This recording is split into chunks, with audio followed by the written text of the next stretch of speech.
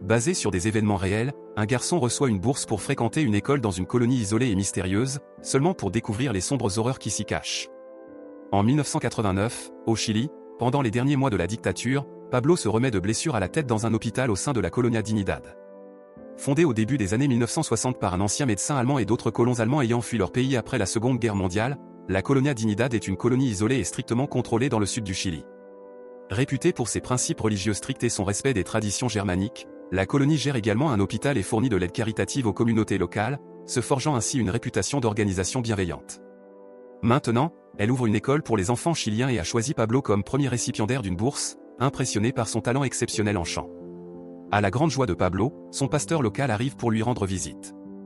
Après avoir loué son courage pendant son traitement, le pasteur met l'accent sur l'opportunité de la bourse à la colonie.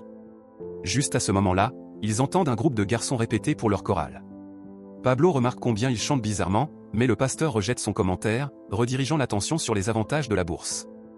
Dans toute la colonie, un haut-parleur diffuse en boucle « Travailler, c'est servir Dieu ». Plus tard, le pasteur présente Pablo à Paul Chaffé, le fondateur et dirigeant de la colonie, connu affectueusement sous le nom de Oncle Paul. Paul accueille chaleureusement Pablo et le félicite pour son traitement réussi. Il l'invitait ensuite, lui et le pasteur, à observer la répétition de la chorale. Sur le chemin du retour, le pasteur promet de revenir avec Pablo et sa mère le lendemain matin. Lorsque Paul lui demande ce qu'il pense de l'amour de Pablo pour le chant, le pasteur s'enthousiasme en expliquant que l'église se remplit chaque fois qu'il chante. Cette nuit-là, une travailleuse de la colonie, Gisèle, rapporte respectueusement ses travaux à Paul. Elle lui parle plus tard d'un rêve vivant d'un berceau vide, que le leader communautaire interprète comme un signe qu'elle n'est pas prête pour la maternité. Il lui conseille ensuite de continuer à travailler dur, lui rappelant que tout cela est au service de Dieu. Le lendemain, la mère de Pablo, Cecilia, une travailleuse temporaire, travaille aux côtés des autres dans la région montagneuse de la colonie. Un haut-parleur répète sans cesse le mot d'ordre de la communauté, servant de rappel constant et de source de motivation. Chez le chef de la colonie, Pablo montre avec excitation à sa mère les vêtements importés que Paul lui a donnés et lui parle de son enthousiasme à rejoindre la chorale. Cecilia hésite cependant, citant son comportement récent qui a causé la blessure à la tête.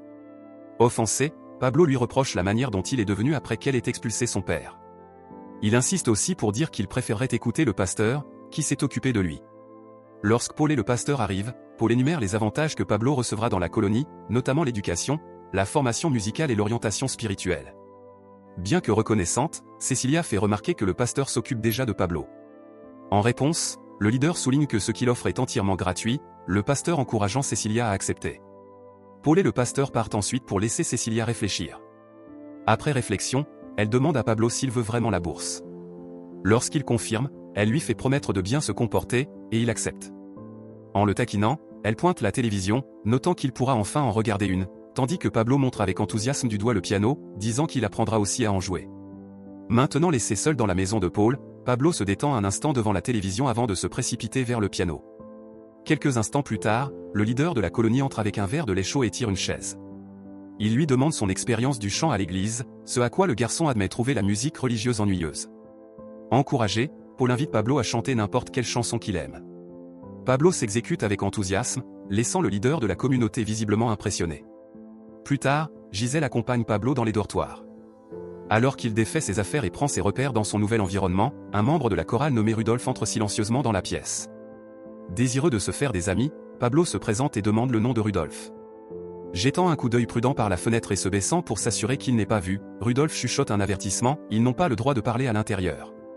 Il explique que Dieu et l'oncle Paul interdisent les conversations secrètes. Un Pablo confus fait alors remarquer que le leader de la communauté n'est même pas là, donc il n'aurait pas su de toute façon. Cette nuit-là, des chiens aboyants réveillent Pablo. Curieux, il sort et rencontre Ingrid, qui avoue avoir laissé sortir les chiens parce qu'elle aime les voir courir. Le reconnaissant comme le nouveau membre de la chorale, elle se présente comme la pianiste. Lorsque Pablo lui demande pourquoi Rudolf est absent des dortoirs, Ingrid explique qu'il est un sprinter, quelqu'un à qui l'on confie des courses pour l'oncle Paul. Elle ajoute que les sprinters ont des privilèges, comme regarder la télévision, et montre Rudolf en train de le faire dans la maison de Paul pour prouver ses dires. Avant de partir, Ingrid avertit Pablo de ne pas parler des chiens. Dans un atelier isolé, Gisèle rencontre secrètement Johannes, un membre de la colonie, leur relation interdite pesant lourdement sur eux. Après lui avoir donné à manger, Gisèle partage l'interprétation de son rêve par Paul. Accablé de culpabilité, Johannes devient anxieux, craignant que Dieu et l'oncle Paul soient au courant de leur rencontre secrète. Se blâmant, il devient convaincu qu'il est possédé par le diable. Après le départ de Gisèle, Johannes tente désespérément d'exorciser l'esprit maléfique qu'il croit avoir pris possession de lui. Plus tard, Paul convoque une réunion communautaire après qu'un travailleur a rapporté avoir vu Johannes et Gisèle ensemble. Se tenant maladroitement sur scène devant une foule silencieuse, les deux endurent la réprimande cinglante de Paul pour leurs actions. En guise de punition, Paul ordonne à Gisèle, en larmes, de gifler Johannes. Il donne ensuite l'ordre à plusieurs hommes de lui enfiler de force un pull blanc et de l'emporter. Un matin ensoleillé, Pablo et d'autres sont envoyés au champ de maïs pour récolter le maïs. Pour alléger la tâche monotone, Pablo engage la conversation avec Rudolf, le taquinant sur sa chance de pouvoir regarder la télévision. Rudolf répond sèchement qu'il ne se soucie même pas de la télévision. Profitant de l'occasion, il demande à Pablo ce qu'il y a au-delà de la communauté clôturée, avouant qu'il n'a jamais été en ville. Pablo décrit alors l'agitation extérieure: rue, magasins, voitures et feux de circulation. Lorsque Rudolf avoue qu'il ne sait pas ce qu'est un feu de circulation, Pablo lui explique avec enthousiasme. Il l'invitait ensuite à l'accompagner pour voir le groupe Los Prisioneros, réalisant qu'il n'a aucune idée de qui ils sont. Alors que Pablo commence à se soulager, Rudolf avertit que Dieu serait en colère. Sans se soucier de cela, le Chilien balaie l'avertissement, encourageant son nouvel ami à en faire de même. Dans la maison de Paul, Ingrid, Gisèle et deux travailleurs se réunissent, ces derniers accusant Ingrid d'avoir libéré les chiens. Ingrid nie, racontant sa journée pour se défendre. Paul commence alors à renifler Ingrid. Il prétend sentir le diable sur elle et fait signe aux autres d'agir. Suivant son signal, ils prennent un pull blanc et le lui enfilent de force. D'un ton menaçant, le leader exige qu'elle joue du piano. Tandis qu'elle le fait en pleurant, Paul signe pour une punition supplémentaire. Hésitante mais obéissante, Gisèle tire violemment les cheveux d'Ingrid tout en continuant à jouer. Le matin suivant, Pablo se faufile dans la maison de Paul pour essayer de jouer du piano, mais il est effrayé par des cris lointains de femmes. Cette nuit-là, il entend des cris similaires et, à travers la fenêtre, voit trois hommes traînant et giflant Ingrid. Alarmé, il demande à Rudolf, qui lui fait signe de se taire et explique que le pull blanc signifie que la personne qui le porte est spirituellement malade et a besoin de guérison. Soudainement, Paul entre dans leur chambre pour s'assurer que les garçons dorment tous. En s'exerçant à tirer dans les bois, Pablo demande soudainement à Paul ce que signifie le mot sprinter, mentionnant qu'il l'a entendu de quelqu'un. Ne voulant pas en révéler la vraie signification, le leader donne la définition standard en anglais et détourne l'attention du garçon vers une image d'un cerf. Paul continue à démontrer ses compétences en tirant à plusieurs reprises sur la tête du cerf. Pendant que Pablo s'exerce avec la chorale, son talent fait rapidement de lui le favori du leader. Lors du nettoyage de la maison de Paul, Gisèle prend secrètement un livre de science, espérant que cela l'aidera dans son désir d'avoir un bébé. À l'atelier, elle et Johannes lisent sur la reproduction animale, un sujet qui leur est inconnu en raison de leur éducation protégée. En décollant une page, ils trouvent une peinture d'animaux dans une pose intime. Pensant que c'est ainsi que cela se fait, ils essaient maladroitement de le reproduire mais échouent. Un jour, Paul réunit les garçons pour une course, expliquant qu'il a besoin d'un sprinter pour un événement spécial avec des invités le lendemain. Il annonce que le gagnant sera choisi pour cette tâche. Lorsque Pablo gagne, un autre garçon proteste immédiatement, affirmant qu'un Chilien ne peut pas être un sprinter. Offensé, Pablo le pousse, mais Paul intervient avant que cela ne dégénère et renvoie les garçons. Il donne ensuite à Pablo un discours motivant sur son rôle pour le lendemain. Plus tard, Paul et un assistant examinent et compilent des enregistrements des membres de la communauté, s'assurant que des extraits de Pablo sont inclus. Ils préparent ensuite des copies à remettre aux autorités chiliennes et à l'ambassade allemande. À la clinique, Gisèle retire soigneusement les poings de Pablo maintenant que sa blessure à la tête est complètement guérie. Elle sort brièvement pour obtenir les noms des visiteurs dans la salle d'attente. L'une d'elles, Martha, demande soudainement si Gisèle connaît sa sœur, Gloria Silva. Lorsque Gisèle répond que non, Martha commence à s'adresser à tout le monde dans la pièce avec un discours passionné. Elle expose la sombre réalité de la Colonia Dignidad, révélant que bien que les habitants louent les Allemands pour leur aide médicale, la colonie est bien plus sinistre. Martha affirme que sa sœur était une dirigeante syndicale qui a été détenue là-bas en mars 1974. Elle ajoute que Gloria a beaucoup souffert avant de disparaître. Alors que les travailleurs traînent Martha, elle supplie désespérément d'aide pour retrouver sa sœur, tandis qu'un Pablo confus observe. Lors d'un événement spécial à la Colonia Dignidad, des hauts fonctionnaires chiliens et des représentants de l'ambassade allemande se rassemblent. Dans son discours, Paul exprime sa gratitude pour leur soutien indéfectible malgré les efforts de nombreux pour ternir la réputation de la colonie. En guise de remerciement, il fait distribuer personnellement les cassettes préparées aux invités par Pablo. La première dame du Chili monte ensuite sur scène, louant la colonie pour son soutien aux habitants locaux. Elle donne une reconnaissance spéciale à Pablo, croyant qu'il incarne l'impact positif de la colonie et exprimant l'espoir que de nombreux autres Chiliens en bénéficieront de la même manière à l'avenir. Après l'événement, Paul parle à un général chilien, qui le félicite pour ses efforts dans la gestion de la colonie.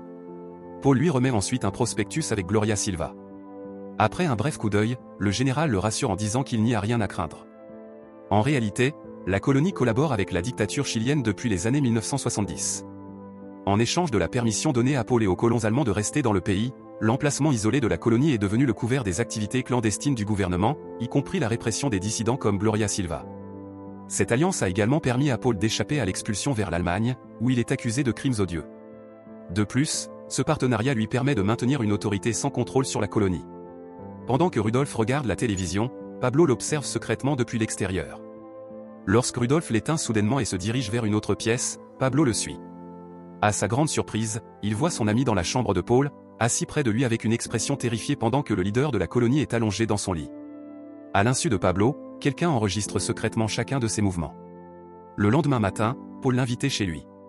Après avoir loué la performance de Pablo lors de l'événement, il lui révèle doucement qu'il sait pour ses escapades nocturnes. Le leader l'interroge pour savoir s'il envie Rudolf de regarder la télévision ou d'être plus aimé par lui, mais le garçon nerveux secoue la tête en silence. Paul menace alors de le dénoncer au pasteur et de le chasser de la colonie.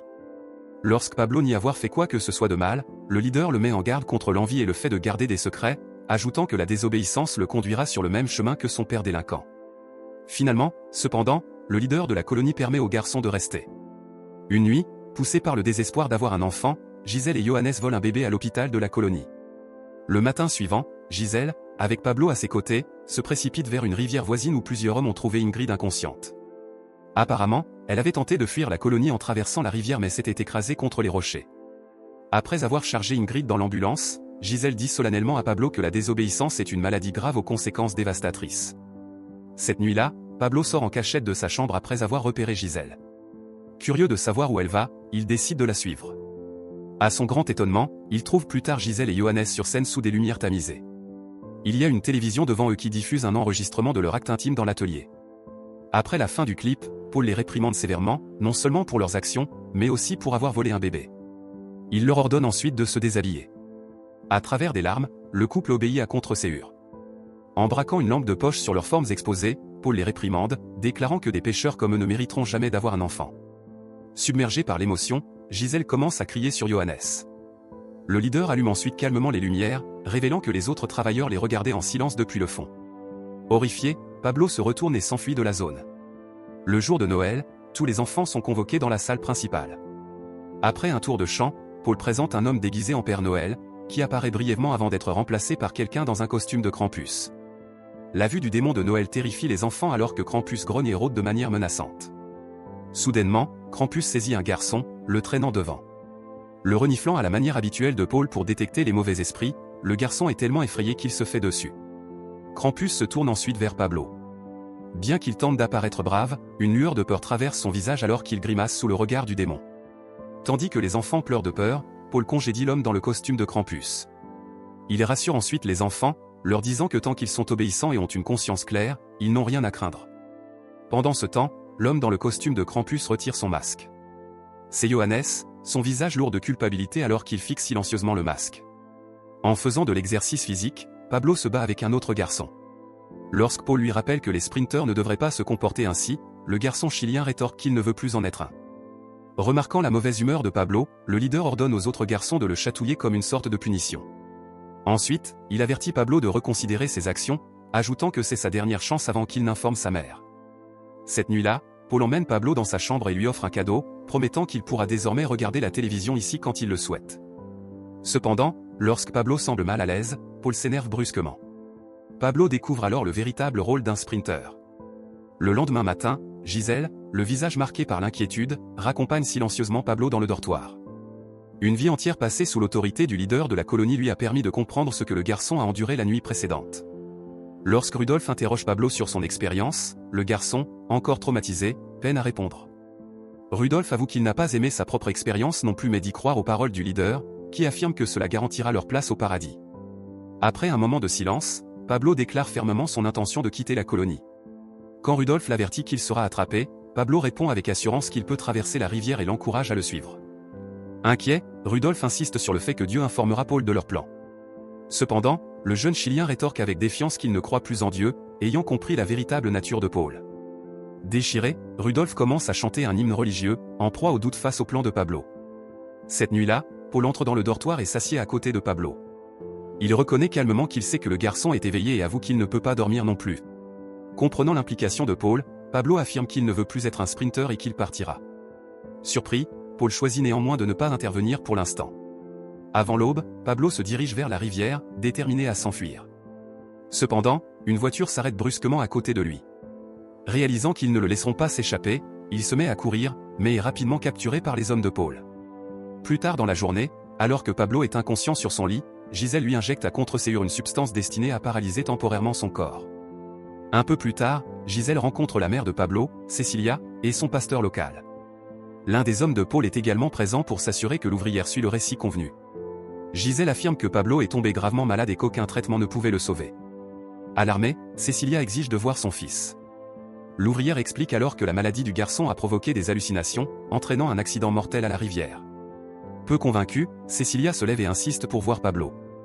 Anticipant cette réaction, Gisèle et l'homme l'emmènent dans une pièce adjacente où le corps du garçon repose dans un cercueil ouvert. En s'approchant de son fils, la douleur de Cecilia se mêle à la colère, et elle lance un regard furieux au pasteur qui l'avait persuadé d'envoyer Pablo à la colonie. Effondrée, elle serre le corps de Pablo dans ses bras, ignorant qu'il est en réalité conscient. Paralysé par la substance administrée par Gisèle, Pablo tente désespérément de bouger, mais son corps refuse d'obéir. Dévastée, Cecilia tente d'emporter son fils, mais elle est rapidement maîtrisée. Le soir venu, Pablo reprend enfin conscience, son corps endolori après des heures d'immobilité. Après s'être étiré, il remarque que le lit de Rudolf est vide. Soupçonnant que son ami subit une fois de plus la cruauté de Paul, Pablo s'introduit dans la maison du leader. Là, il récupère une arme que Paul lui avait appris à utiliser et se dirige silencieusement vers la chambre. Pablo braque l'arme sur Paul, mais Rudolf s'interpose entre eux, le suppliant d'arrêter. Après un moment de tension, Rudolf décide de suivre Pablo, et les deux garçons s'enfuient audacieusement. Alors que les ouvriers de la colonie les recherchent frénétiquement, c'est finalement Gisèle qui les trouve. Rongée par la culpabilité de sa complicité, elle choisit de ne pas les arrêter. Au lieu de cela, elle leur tend sa lampe torche, les incitant silencieusement à continuer. Luttant contre les courants puissants de la rivière, Pablo parvient à atteindre l'autre rive. Réalisant que Rudolf est introuvable, il l'appelle désespérément. Tragiquement, son ami n'a pas survécu. Même après la transition du Chili vers la démocratie, Colonia Dignidad a continué d'exister, Paul Chaffee maintenant son règne oppressif jusqu'à sa mort en 2010.